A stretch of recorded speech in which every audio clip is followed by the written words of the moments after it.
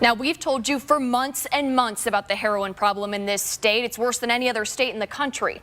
But now, new signs that the epidemic is getting worse here in Northeast Ohio. Police departments are now finding more than heroin when they arrest addicts. And some tell me the worst part is there's not much they can do. The arrests are becoming more and more common.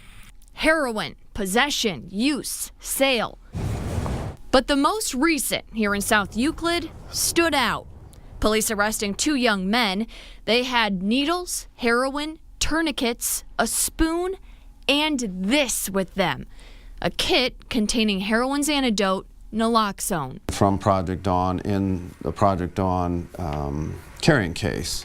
That's the wellness program aimed to help combat the heroin epidemic.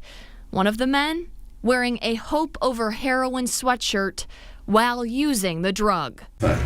He said this is proof police can't arrest their way out of this drug problem. A vicious cycle. Because it's all part of a larger problem. There's no apprehension or fear because you have the antidote.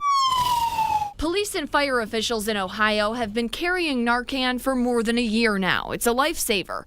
But he says it's not the answer, especially now that addicts are carrying it with them rather than following through with treatment.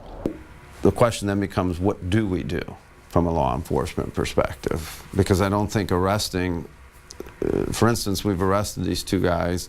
They're sitting here in jail. They're certainly going to have to post a bond to be released. But is it really resolving the problem if they just turn around tomorrow and get out and go back to using? A pretty tricky situation here. There are diversion programs to help those arrested for drugs get into treatment rather than prison. But in this case, these two men have criminal records, so it probably won't apply. The chief told me at this point, the best solution to this problem, in his opinion, is education and increased treatment and rehab options.